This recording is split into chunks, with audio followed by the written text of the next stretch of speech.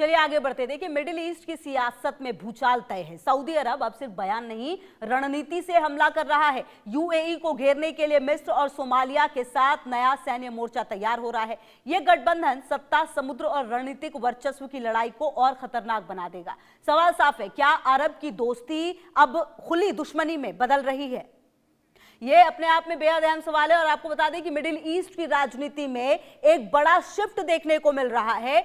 Saudi अरब और साथ ही साथ आपको बता दें कि यूएई के रिश्तों में दरार अब खुलकर सामने आ रही है। यमन के बाद अब सऊदी ने अरब और अफ्रीका के मोर्चे पर नई चाल चली है। रिपोर्ट्स के मुताबिक सऊदी मिस्र और सोमालिया के साथ सैन्य गठबंधन को अंतिम रूप दे रहा है। इसका मकसद क्षेत्र में यूएई के बढ़ते प्रभाव को सीमित करना है। ब्लूमबर्ग की रिपोर्ट बताती है समझौता बहुत जल्द फाइनल हो सकता है। सोमालिया के राष्ट्रपति खुद सऊदी जाकर डील पर हस्ताक्षर कर सकते हैं।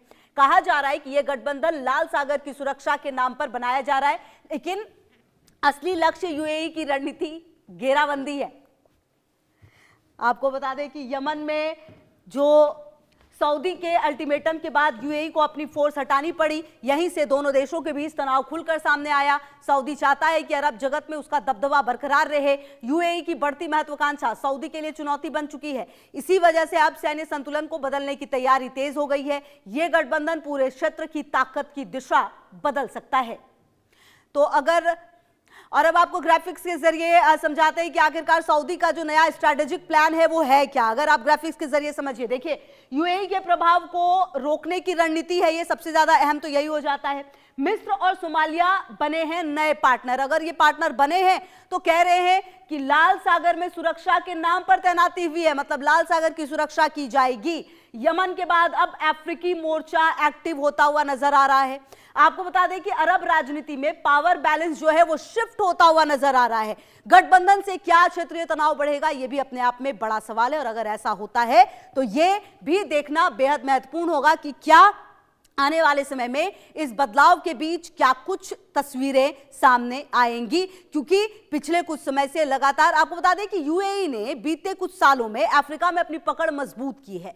सोमालिया के कई जगहों पर बर्बेस और बोस्वासो बंदरगाहों में यूएई ने बड़ा निवेश किया। लीबिया और सूडान में भी यूएई समर्थित गुट एक्टिव रहे हैं। यही बात सऊदी को लगातार असहज कर रही है। सऊदी पहली बार किसी पूर्वी अफ्रीकी देश की सेना से सीधा सैन्य करार करने जा रहा है। यह कदम बताता है कि रियाद अब सॉफ्ट डिप्लोमेसी से आगे बढ़ चुका है। सोमालिया ने भी यूएई पर संप्रभुता के उल्लंघन के आरोप लगाए। यही वजह है कि सोमालिया का झुकाव अब सऊदी की तरफ बढ़ा है। ओपेक जैसे मंच पर साथ होने के बावजूद दोनों देशों की राह अलग होती जा रही है। ऊर्जा के साथ अब सुरक्षा और वर्चस्व की लड़ाई तेज हो चुकी है। यह सिर्फ दो देशों का विवाद नहीं, बल्कि पूरे दो क्षेत्र का भविष्य तय करेगा। नया गठबंधन लाल सागर से लेकर अरब सागर तक असर डालेगा। विशेषज्ञ मानते हैं कि इससे कूटनीतिक टकराव और बढ़ेगा। मिडिल ईस्ट में ब्लॉक्स की राजनीति फिर से उभर रही है और यही राजनीति आने वाले समय में बड़े टकराव की जमीन तैयार कर रही है। तो कुल मिलाकर अब सवाल यह है कि आखिरकार क्यों टकरा रहे हैं सऊदी और यूएई, आखिरकार क्यों टकरा रहे हैं, ये भी आप ग्राफिक्स के जरिए समझने की कोशिश कीजिए। हम आपको बताते हैं, देखिए, अफ्रीका में यूएई का वर्चस्व बढ़ रहा है। यमन में अलग अलग रणनीति है। जी हाँ, इसके अलावा आप ये भी देखिए कि बंदरगाहों की अगर आप बात करें और समुद्री रूट्स की बात करें तो कब्जे की होड़ है, क्योंकि आने वाले समय में बहुत ज्यादा महत्वपूर्ण है दोनों ही चीजें। अरब जगत में नेतृत्व की जंग जो है वो भी देखने को मिल रही है।